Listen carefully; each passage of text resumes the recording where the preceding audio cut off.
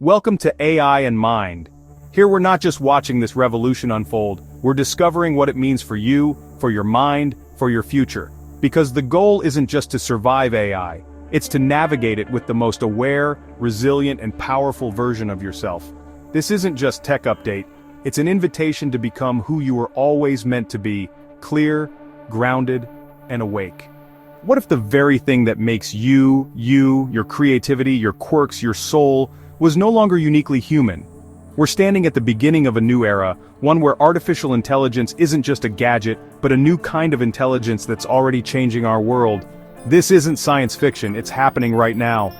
In this new reality, the biggest question we face is, what does it mean to be human? This is your guide to anchoring yourself before technology changes the game entirely. Let's be real. When most of us talk about AI, we jump to one of two extremes: a shiny, work-free paradise or a robot apocalypse. But the real challenge, the one that's happening right now, is quieter and much more personal. It's happening inside your own head. The speed at which AI is evolving is mind-bending. Every single day, these systems get better at things we once thought were purely human. Writing novels, creating stunning art, solving problems that would stump a genius, and even reading our emotions. But here's the catch. We are adopting these tools way faster than we are adapting our values. And that creates a different kind of risk. While experts argue about a superintelligence wiping us out, the more immediate danger is the slow erosion of the things that give our lives meaning. We're outsourcing our thinking to algorithms, our creativity to generative models, and our relationships to social media feeds. We are, without even noticing, letting the machines we built rewire our very identity. This isn't just about jobs being replaced, it's about replacing the processes that build character. The struggle of learning a new instrument, the frustration of staring at a blank page, the messy, awkward work of a tough conversation, these are the things that make us who we are. When we hand them over to a machine to be more efficient, what are we losing? We risk becoming passive consumers of a reality someone else's algorithm created for us. The fear isn't that machines will become too much like people, but that we'll become too much like machines, efficient, logical, and missing that messy, beautiful human spark. So, how do we push back against this quiet rewiring of our humanity? The answer isn't a new app or a better device. It's one of the oldest tools we have: philosophy. I know what you're thinking. Philosophy sounds stuffy, academic, and completely disconnected from real life. But that's a new idea. For most of history, philosophy wasn't just a subject, it was a practical toolkit for living a good life. It was, and still is, a survival guide. Think of it as an anchor in a digital storm.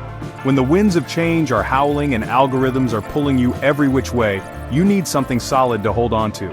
That anchor is a clear sense of your own values, and philosophy teaches you how to build it. Take Stoicism, for instance. The Stoics taught that you can't control the world, but you can always control your response to it. In an age of AI, where so much feels out of our hands, that's a superpower. We can't stop technology's advance, but we can choose how we engage with it. We decide what matters, what's worth protecting, and what a good life looks like, no matter what tools we have. Or consider virtue ethics, which asks a simple, powerful question: who do I want to be? Not, what do I want to own? Or, what do I want to accomplish? But, who do I want to be? This question forces you to define your core principles, like courage, honesty, or compassion. Once you know your virtues, you have an internal compass. You stop just reacting to whatever the digital world throws at you, and you start acting with intention, making choices that align with your deepest self. If philosophy is our compass, emotional intelligence is the steady hand that holds it.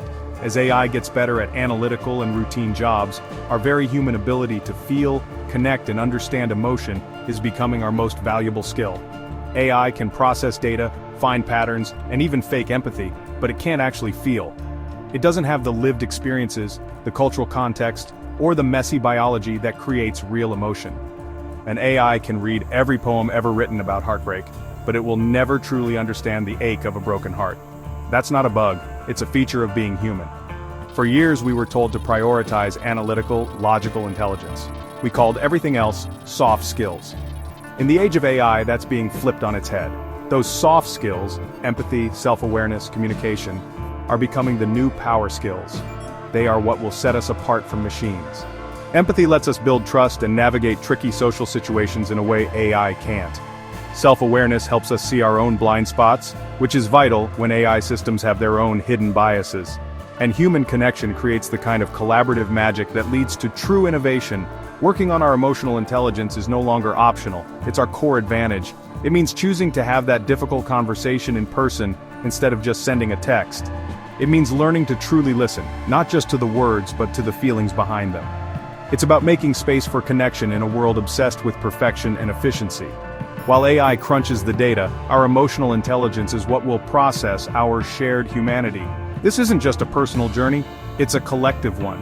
The tech world's move fast and break things attitude has shown us that just because we can build something doesn't mean we should. AI puts that question on a global stage. We're already seeing the fallout from unethical AI, biased algorithms that reinforce discrimination, deep fakes that destroy our trust in reality, and our privacy becoming a thing of the past. These aren't just tech glitches, they're moral failures. They happen when we build powerful tools without a strong ethical framework to guide them. The development of AI has to be guided by human values, and that's not a job we can just hand off to tech companies. It requires a massive democratic conversation with philosophers, artists, policymakers, and all of us. We have to demand transparency, accountability, and a focus on human well-being from these systems. This means asking tough questions. How do we make sure an algorithm is fair when it's deciding who gets a loan? How do we protect our privacy in a world that's always watching? How do we build AI that actually serves all of humanity, not just the powerful few? These ethical questions can't be an afterthought, they have to be baked into the code from day one. Okay, so the challenge is huge, the stakes are high. What can you actually do about it starting today? Staying human in a machine world is a practice. It's about building small daily habits that reconnect you to your mind, your body, and the world around you. Here are 5 ideas. First, try reflective journaling. Spend 10 minutes at the end of the day writing about your relationship with technology. When did you feel most human today? When did you feel like you were just scrolling? This simple act builds self-awareness. Second, practice mindfulness. Before you grab your phone in the morning, take just 1 minute to breathe. If you feel overwhelmed by digital noise, use a grounding technique like the 5-4-3-2-1 method. Name 5 things you can see, 4 things you can touch, 3 things you can hear, 2 things you can smell, and 1 thing you can taste. It pulls you out of the digital haze and back into your own body. Third, curate your digital diet. You are what you consume, and that includes information. Unfollow accounts that make you feel angry or less than. Set real limits on your screen time. Schedule tech-free hours or even a whole day to let your brain reset and reconnect with itself. Fourth, prioritize real-world connection. Be intentional about scheduling face-to-face time.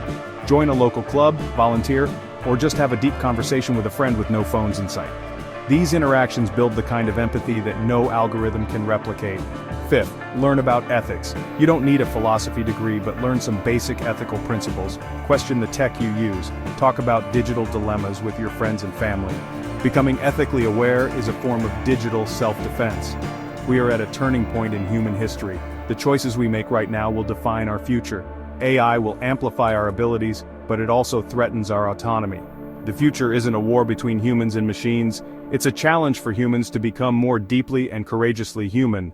The ultimate goal of AI shouldn't be to replace us, but to free us up to rediscover what makes us human in the first place, our creativity, our compassion, our sense of purpose. The choice is ours. We can drift into a future run by machine logic, or we can choose to build a future guided by the wisdom of the human heart. If this conversation matters to you, subscribe for more on how to navigate our wild, changing world. And I'll leave you with a question to think about. What's the one human quality you believe we must protect at all costs? Let me know in the comments.